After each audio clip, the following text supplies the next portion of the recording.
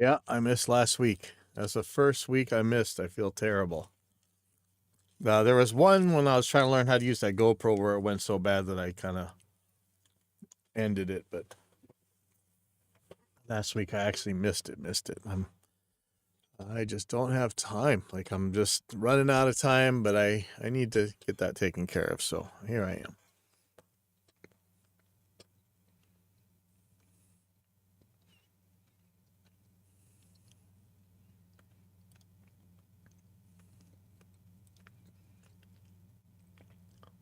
Might be being joined by DJ Rapstar. We'll see. Yeah, where's my flying Edsel?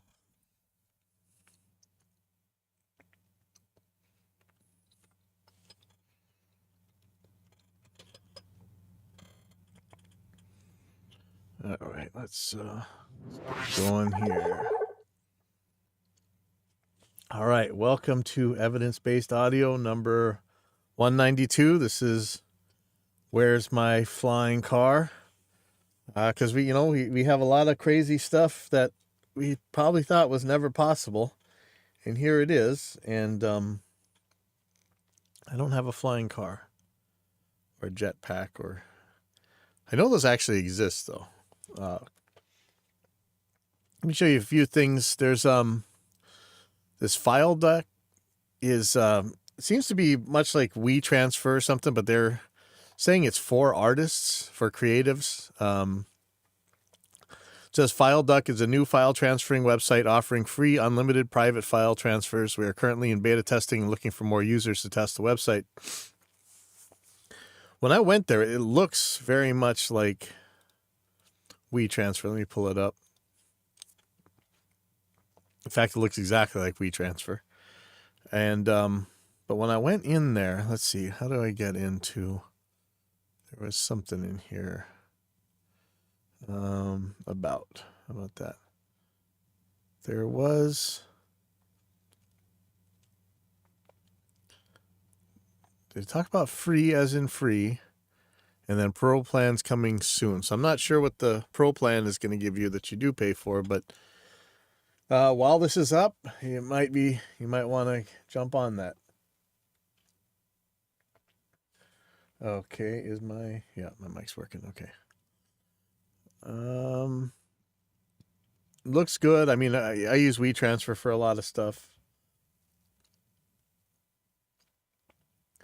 Humans should not be trusted with jetpacks. I've seen the way they operate road vehicles. Yeah. I just hate to see a college campus with freshmen splattered all over the walls thinking they know how to fly. You know what? I'm okay with that until the colleges sort themselves out. Um, like that saying, if you haven't seen a college campus since 2013, you have no idea what they're like now.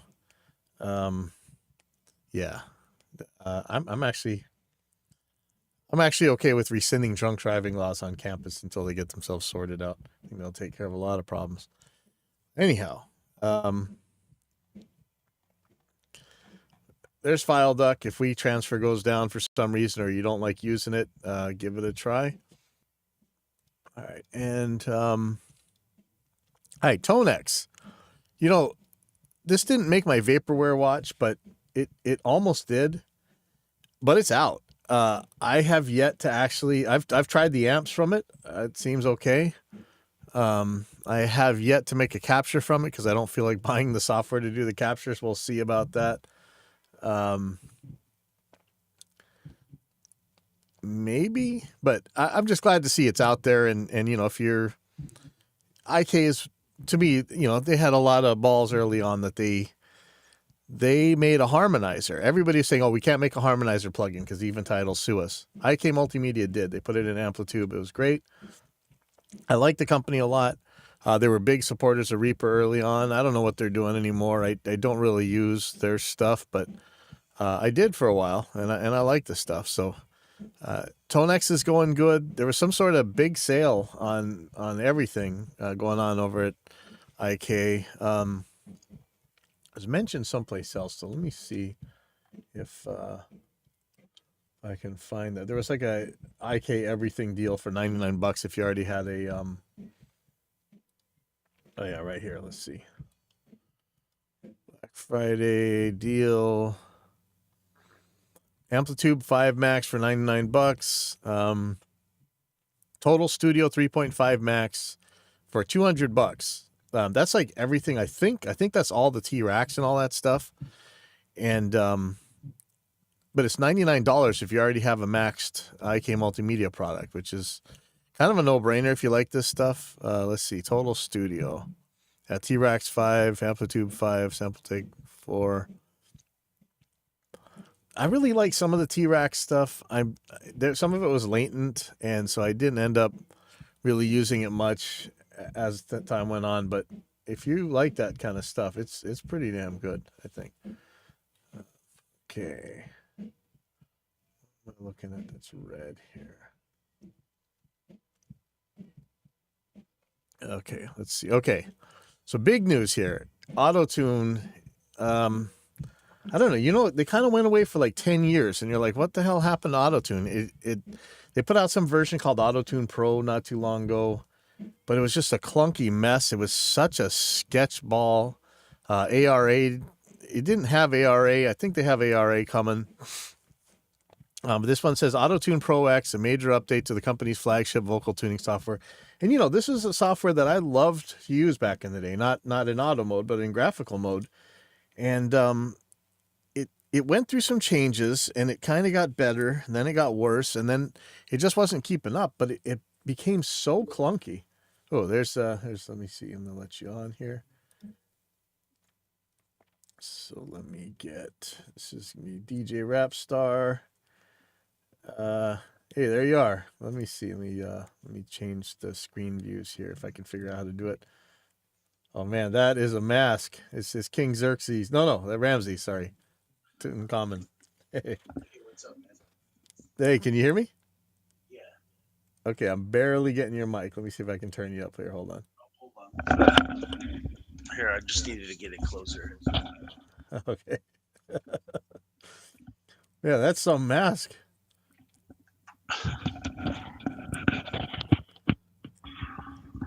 So I'm just going through some new products here. So you are on, not too many million people watching, so we're okay. I'm checking out some of the new stuff going on. I don't know if you saw the new version of Auto-Tune. I think they're saying it's got ARA now. Let's see. The big one to me is this multi-view. I think that you're able to put Auto-Tune on several tracks and see them all at once the way you can with Melodyne, which is one thing that really held me back from the newer Auto-Tunes. But mostly it's the clunky behavior and poor performance, really. I mean, that was the murder for me. Not sure why my screen's going so slow here. Hold on real quick. If I didn't just break everything. 31% CPU. What's going on here? I have no idea what's eating this. Okay, sorry. Anyhow, so there's new Auto-Tune out, and let's see, redesigned graph mode, Apple Silicon Native,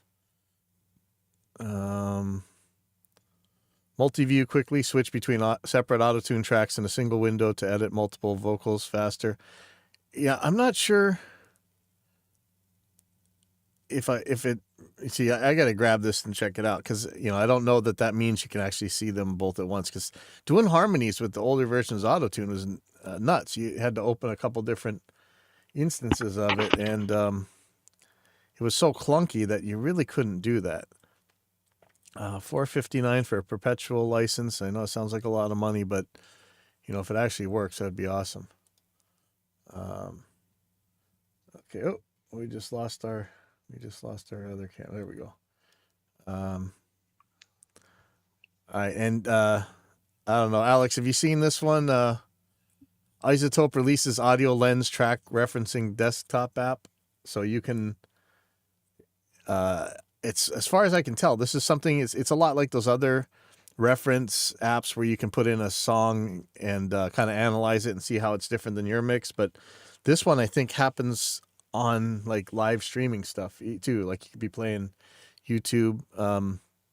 Says the latest release makes track referencing and comparison easy by analyzing audio directly from any streaming platform or audio source and integrating with Isotope plugins Neutron and Ozone 10 to help users match sonic characteristics with their own mixes and masters.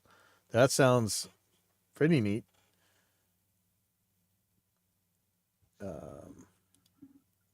You seen this one before? Yeah, I mean, can you hear me better now? Yep. Hear you fine. Okay. No, I haven't heard of that one. It sounds pretty interesting. I mean, there was one that I was using. I think it was called where was it? Where it would kind of show you mistakes in the mix. Oh, wow. I seen the reference one that I think John Tidy and that Ian guy, the mastering show, did. I forget what it was. What's it called? It would show you some like levels. Yeah, expose or expose. Oh, what was the one called? Oh, there's a bunch now. It looks like. Oh yeah, here it is. Mastering the mix reference 2. I think I actually bought this thing. I didn't end up really using it much, but looked neat. I think expose is it. Oh, okay.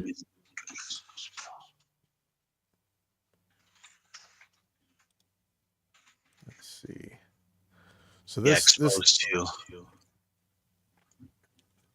So this looks like pretty neat stuff. You know, knowing what you're hearing. I know you're supposed to use your ears instead of your eyes, but you know, having an objective source show you the difference between things is it's pretty handy to me. Well, I did a lot of A/B tests with it just to see if it was going to work okay. And what I noticed is that basically there was a lot of stuff where I couldn't really hear the mistake that it was doing, even after doing like 20, 30, 40 renders trying to fix what it was finding. It all boiled down to me just basically turning down the volume in certain parts. Oh wow. So what was it, finding clipping or something? Yeah, it would just show like a red mark in the part of the area and it would give you a suggestion on what it could be.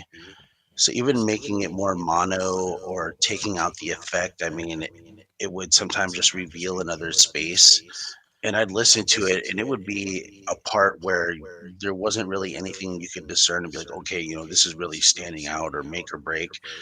Um, Unless there was something super sonically happening that my ears can't pick up, I really couldn't tell the difference. It's kind of like on SoundCloud right now, you can actually have your mix quote mastered. So if you upload something to SoundCloud, there's an option now to master it.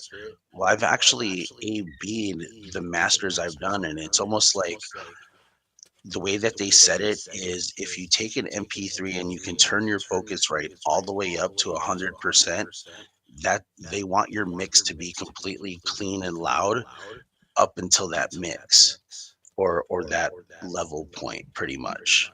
That's the only way I could describe it. Do you end up using that thing, leaving it on, or you usually turn it off, or Well, case sometimes by when case? I listen back to the mix that I used and I turn the volume I'm all the way max on the Focusrite for the monitor just to see if it kind of matches that. My mix is usually 10 times louder, so I may only need to turn it like 60% before I get to that max spot. Yeah. So I think it's really just boils down to that. But what's interesting is how they get the waves to look bigger and have the lower sound. I don't know if that makes sense. Yeah, I it's all a black art to me when I see the mastering guys do what they do anyway, and it's scary how much stuff is automatable now. You know, how much longer are we gonna be mixing albums? You know, we already got all these good guitar and bass VST plugins, so people maybe not be playing guitars that much longer. Who knows? It's crazy watching this stuff. Let's see. Oh, I think you know this guy. So longtime Reaper guru friend, and the guy who made the what do they call it? The Catharsis impulses back in the day. I'm pretty sure as Ryan Michael Harvey. He's got a new plugin company, I think, called Make Believe Studios, And let's see, he's making his own plugins. What do they got here? Sorry, there's kids practicing in the other room. Let's see, they got a Sontech EQ plugin, uh, some sort of impulse processors, limiter. Um, I'm not sure. Yeah, actually, we guess we gotta look at it. I saw a whole bunch of people saying how much they loved his Sontech EQ. So that's a cool thing for somebody that you've seen around the scene for years and years and years, and whose impulses, I don't know how many people will admit it, but his impulses are used on so crazy many albums out there that I know people always argue over the S Pres 5 and 8 and whatever else, but those were the impulses so many people use for their guitar stuff. So here's this company, Make Believe Studios, um, and people are talking about the Sontech. Let's see. I don't know what in the world is going slow with my browser. It's never like this. Interesting. So there's a whole bunch of reviews on Safe Space here for this. It's just nice to see somebody from our community, making plugins and getting stuff done. And let's see what else we got here. Sorry, 1 second. Okay, what else we got? Okay, that's this stuff. Okay, so here's where it gets crazy. Alex, have you seen this stuff? This hit and mix, deep remix thing? I know these remixers are using this stuff that it does the impossible. Back in the day when you had a stereo song, you're like, man, I wish I could turn up or down the guitar or something. These things allegedly, and I've seen them sort of do it, split up your already recorded stereo track that you downloaded off the internet or took from a CD or whatever. And you can actually take the guitars and drums and stuff out of them. This is crazy. Like, this actually somehow magically unmixes stuff to a degree, and it's not great, but actually sometimes it's actually pretty good. And you see the remixers like pulling vocals out of stuff with these things. This is nuts. Have you seen this stuff? Yeah, I have, and I've actually tried a few. Honestly, I don't think that they work really well. I think a lot of them still need to work on it because they don't give you like perfect mixes. Yeah. It'll save voice, guitar, drum, bass, but if you have a more complicated song that's gonna group certain instruments together, it's only gonna work if you have like, Hey Pretty Jude simple. playing or something. Yeah. But it's just amazing that it can do it at all. Like, this is stuff where we just say this is voodoo, this is black magic, this is can't possibly happen. Now And yet, it'll leave, if they have elements of the mix that are in the vocals, because obviously people are probably using it just to get the vocals out, or maybe if they want to turn down the guitar or whatever. yeah. But with the vocals, what's cool as far as from a DJ perspective is it'll leave a little bit of the backbeat in there, which is okay because it'll still kind of guide you to drop that acapella over another record. But it'll at least, I've seen it do decent jobs in that factor, where as long as you're kind of DJing it or using in that type of realm, it's going to be acceptable. Wow. Yeah, let me block this spammer. All right, there we go. Sorry about that. Yeah, it's just amazing that this stuff works at all, man. Like I've seen some attempts early on, but so this one, like you were saying, this one actually has like a karaoke mix version where I guess it would just take the vocals out, or it would try to anyway. You remember back in the day they used to have those like phrase stealer, phrase sampler, whatever, where you could kind of like use phase tricks to get rid of the vocal, but it would usually take out the kick drum and the bass guitar, anything else summed mono as well. And then they started putting filters in them so you could kind of leave parts of the bass in. But this new stuff is just insane, man. It's hard to believe that it even exists. Let's see, and part of this kind of crazy technology here. Oh man, what in the world is going on with? Sorry, I have a for some reason my my right monitor is going crazy slow. Um, one of the reasons this thing,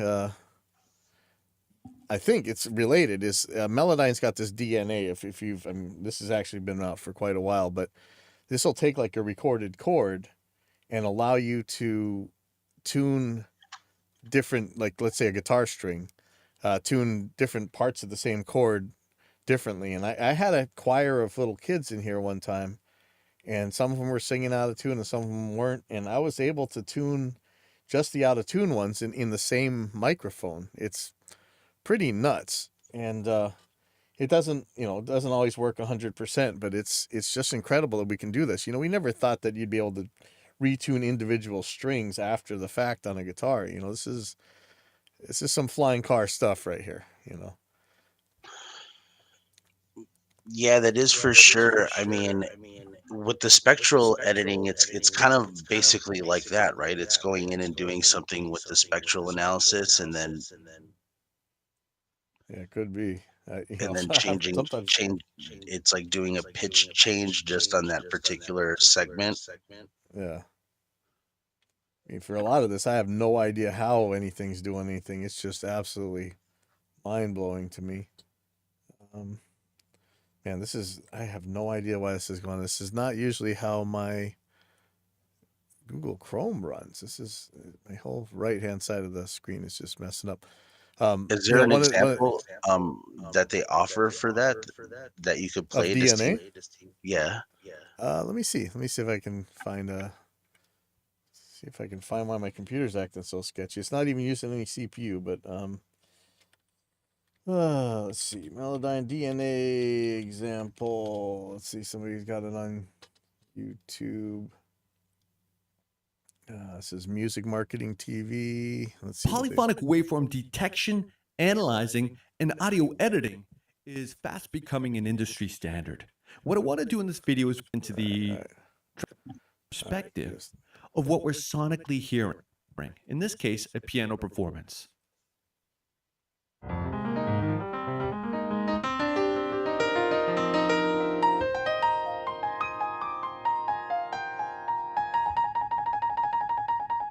So this is one track that they're looking at right here, and it's split it into the Robo Revolution is coming. It's splitting it into all the different notes of the same chord. Let's see if they actually tune it here. Let's see. Hold on. Now, how does Melodyne do this? Well, it's really simple. First, it has to understand what kind of audio it is. And for that, up here under algorithm, you've got different kind of presets. Universal, percussive for percussive elements, melodic would be, again, a monophonic take like a bass guitar or a solo vocal performance. Then there's polyphonic sustain, which is able to look into audio. And Oh shoot, Alex! Actually, are you able to hear this YouTube video while I'm playing it? Yeah, I could hear it. Oh, okay. Okay, sorry. plot it out like it does here polyphonically, but it has less percussive elements. And that's where polyphonic decay comes in, which Melodyne correctly utilized as its detection algorithm. If audio, like in this piano performance, has a lot of staccato, a lot of percussive elements to it, it'll Well, use it's getting a little bit polyphonic too decay. nitty gritty. I just wanted to I'm show hearing a high tuning. note. Let's scrub in our timeline.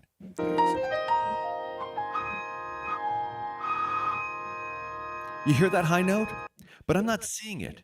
So what we're going to do now is if you come across something like this, we'll outline All right, this is more how to use it, but this is basically what it does. You take a single track and it splits it out to all the different notes that are part of that chord, which is pretty incredible. And I don't know if you ever remember back in the day they had all these, and they still make them actually. These MIDI pickups for your guitar. Like there's a separate, they call it hexaphonic pickup. So there's a separate pitch detector or pickup underneath each string, and you put it out to a special cable, and it goes out to a guitar synth.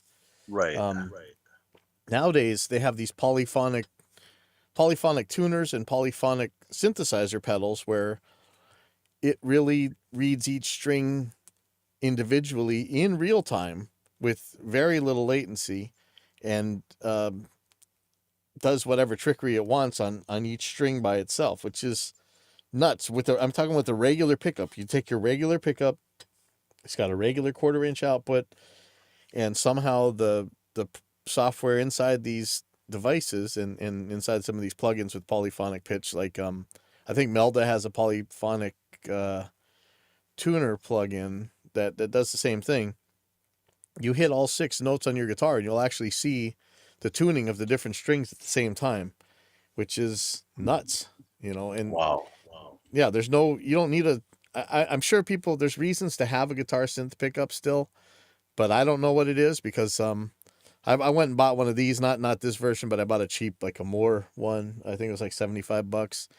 And, actually I bought 2 pedals from them. I have, a synth pedal that does something like this. I actually have a Helix, so I shouldn't need to buy any pedals, but, their polyphonic synth thing I don't think exists yet. So, and the other thing is the polyphonic pitch shifter uses so much of the Helix's DSP that I wanted to offload that onto a separate device that does the same thing. So if you want to, you could always pitch shift your guitar down and it's okay, but these polyphonic ones sound so much better, like the Digitech Drop.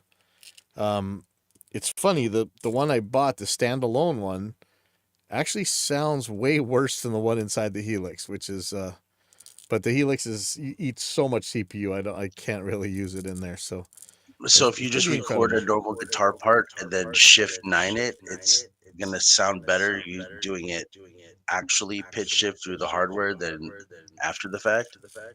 Um, it'll sound well. You could there's software that'll do the same thing, polyphonic pitch shifting. Um, the the one like in Reaper, if you were to hit your shift button in the 9 or 0 or whatever, it shifts the entire signal down by a certain amount. So it takes a pitch in and then it applies a pitch change to that. Allegedly, with this polyphonic stuff, it breaks it up into the separate pitches that are coming in and pitch shifts each one of those by itself. If I had my Helix hooked up, I could play some clean chords and you'd be able to hear the difference between a regular pitch shifter and doing it the polyphonic way. And in general, pitch shifting has gotten so good. Like even like the Reaper one, if you use the Elastique and you shift a whole chord on a guitar, it's probably going to sound fine. I know all the purists out there are going to freak out, but it sounds pretty damn good. But the polyphonic one is almost always going to sound way better. It sounds less like somebody did it and more like you actually took a tuner, turned the tuner on your guitar and lowered the pitch yourself. Like it doesn't sound like a pitch shifter. It's pretty incredible.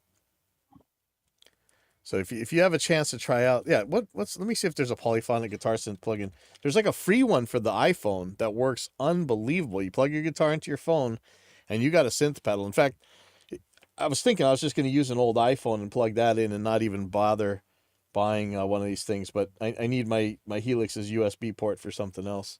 So let's see, polyphonic guitar synth plugin. Let's see if somebody makes one. I see a bunch of hardware.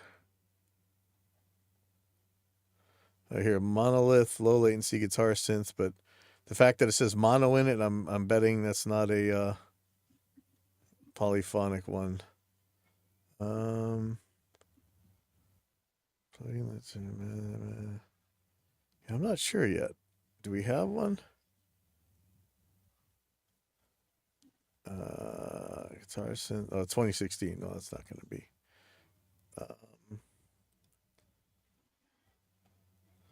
Let's see. Guitar space synthesizer, non-MIDI polyphonic synth. Let's see what this thing does.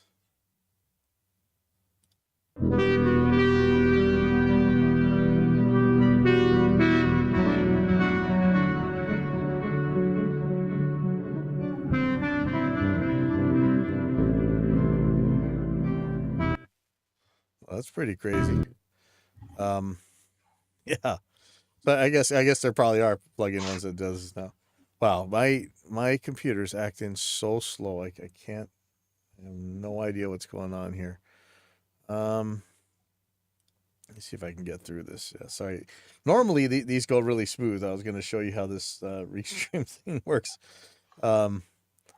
Okay, so here I had to get to this. Oh man, so from the party scene over there, the weekend PA rental and stuff, they're always fighting over whether or not things are going to be loud enough. And somebody asked over at the gear page, watts versus SPL to judge the true volume of an amp or powered speaker.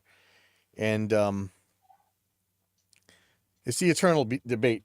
You have like marketing watts where some car stereo or PA system or something says it's like 10,000 watts, and then it's quieter than the 50-watt guitar amp that you have.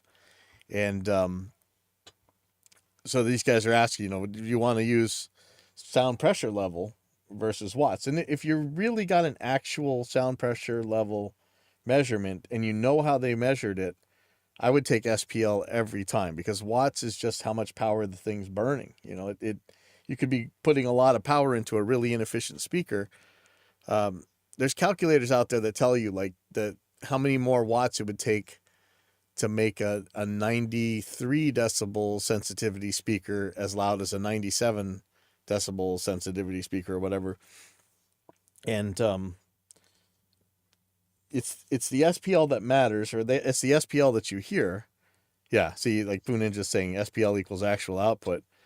And you can have, even if they give you like RMS watts instead of peak watts, because what we call marketing watts is usually peak watts. They'll say like, this is a 1200 watt amp, and yet it's getting annihilated by a 60 watt, guitar amp or whatever. SPL is probably going to be the way to go usually. And so they got into a big discussion about, are amps and active speakers usually underpowered? And one of the crazy things is, I don't know if you guys have seen those Ice Power amps we talk about on the show a lot. They're like the plate amps you see inside a lot of powered speakers, powered PA speakers, powered studio monitors and stuff. You can buy them. In fact, they're the same thing that's in the Harley Benton GPA 100 pedal power amp that we were talking about a couple weeks ago. It's an Ice Power device, and they can often have just insane amounts of power. And the manufacturers, it's actually the other way. They usually turn them down because the speakers that they're putting in there can't handle that much power. And at the same time as those speakers can't handle that much power, they're also not very sensitive. So you actually have to give them tons of power that they can't take in order to get as loud as something with more sensitivity that could actually handle more power but doesn't need to. But so you're seeing these Class D amps with these Ice Power chips, and they can have some insane ratings on them. Let's see. But I like the way they, the cynics will say, the rating used for solid state amps, especially ones built into speakers, are pure BS. 200 real watts to the speaker will be very loud. There is no need for a more powerful amp. Again, though, you need to talk about what the speaker sensitivity is, but that's a pretty accurate statement, I would think. Oh yeah, see, somebody else is agreeing with me here.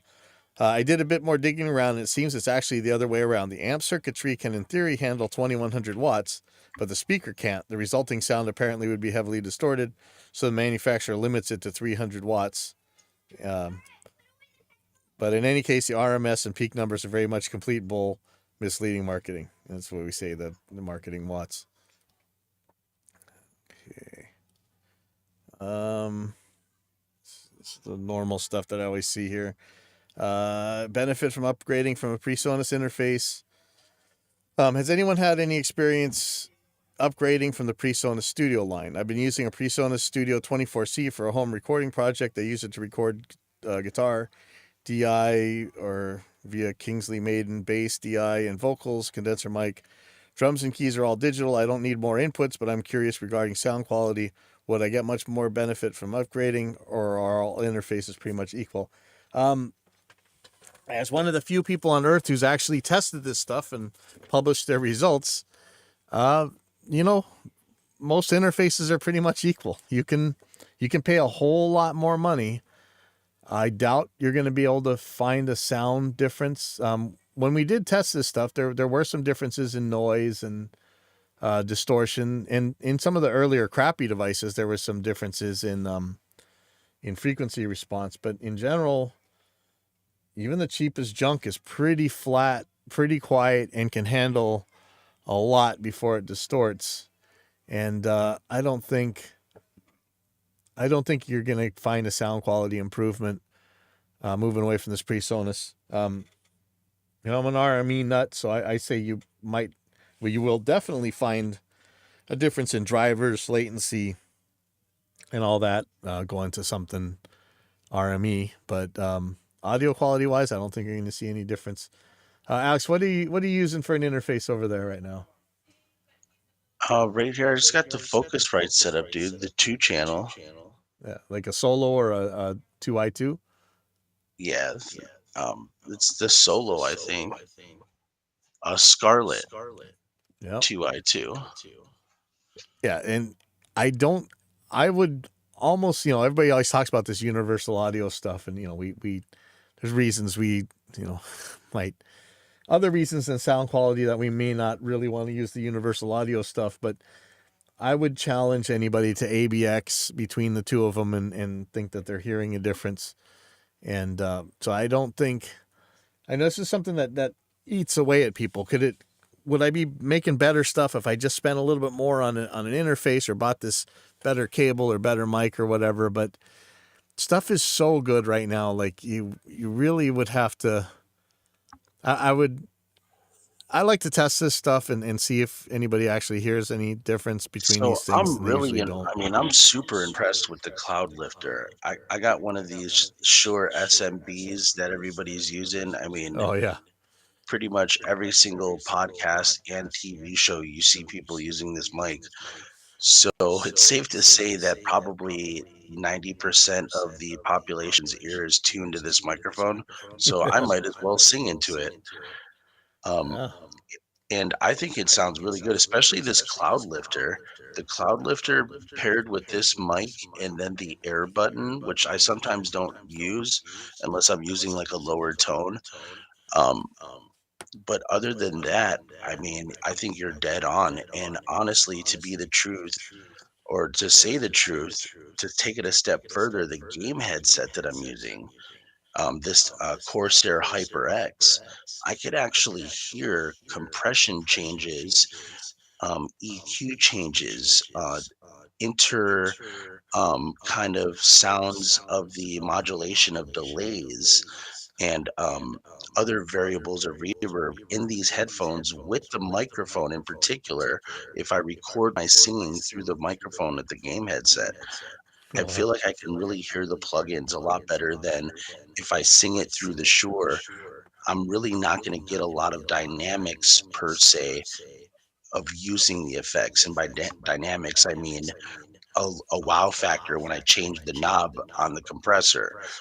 Am I just really hearing aspects of the sound being changed or dynamics of it? Um, and I don't know if it's my ear playing games or I'm just imagining it, but I really do think that what you just said is right. It's almost like I've recorded, 20 grand going into the studio, and I never heard the changes on the mic signal the way I do now. no. You know, if you for people who don't know, the gaming industry is bigger than the movie industry. It's bigger than pretty much if you put everything together, tournaments, game sales, subscriptions and everything else, the gaming industry is worth more than anything. I mean, it's big. It is crazy big. It's bigger than you'd imagine, and some of these guys make their living by winning games, and any advantage that you can get, and that's if you hear a footstep earlier because your headphones are better, and or you can directionalize better where something is coming from in the stereo spectrum. You're going to win more games, and so it's not going to be too surprising that some of these headphones they may not be perfectly accurate in frequency response. I mean, nothing is, but I'd be surprised if they weren't very, very good regarding phase, discerning levels, stereo spatialization, and stuff like that. So, as much as people might look down on it, I wouldn't be surprised if these gaming headsets weren't super accurate in some ways. Yeah, I mean, you could really hear the difference, especially if you go through with the compressor. For years it was really hard for me to hear what actually was happening when a compressor was working outside from the level just going up or down. Um, So yeah, I mean, it's a trip, you know. It's definitely a hard pill to swallow, especially if Yeah. you're addicted to buying nice Buying. gear. Yep. Yep. Yeah, Um, that's the problem with the gas, man. If you get the gear acquisition syndrome, you've got to try to find a way to either justify what you just bought or justify paying a whole bunch of money to buy something real quick. Hold on one second. Hello?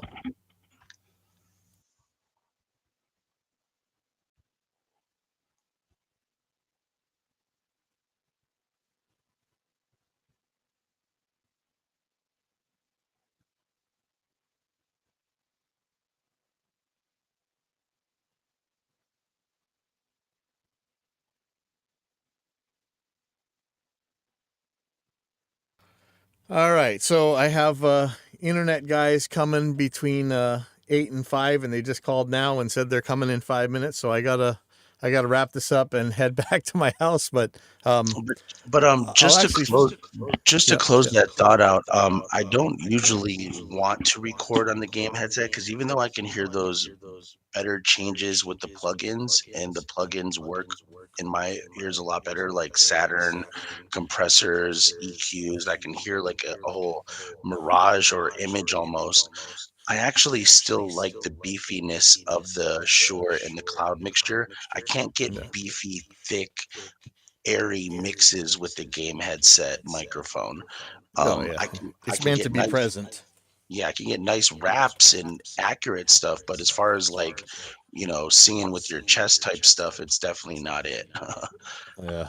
Don't want people to get confused by that. It definitely it serves its purpose to a certain extent. Yep. All right. Well, I gotta wrap this one a little bit early. I just had a couple little things left over, but glad to see you on here. Hopefully, I'm gonna have you on here as much as I can, Alex. I like having guests on here. It makes things a lot easier. But I'm gonna see you guys next week. I'm gonna run up there. I'll be back on in a couple hours, probably, talking about some quick tips for editing drums. But I'll see you Yeah, guys later. Thanks for coming on, Alex. I'll see you. yeah, cool, dude. Later, I actually went live on Facebook too, Oh, in the cool. past 22 minutes. So yeah, let's do another one. All right, cool. All right, I'll see you. All right, later.